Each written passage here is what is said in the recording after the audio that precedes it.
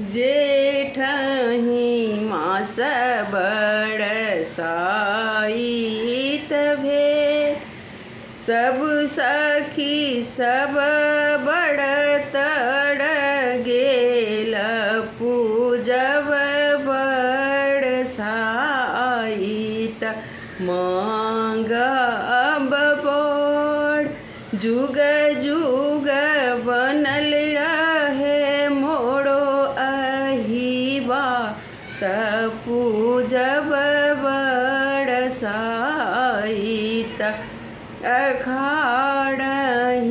मास बहुत गर्मी, अखाड़ही मास बहुत गर्मी, टप टप चुए शरीर सँ पानी, हे से टप टप चुब ये शरीर सँ पानी, की जाए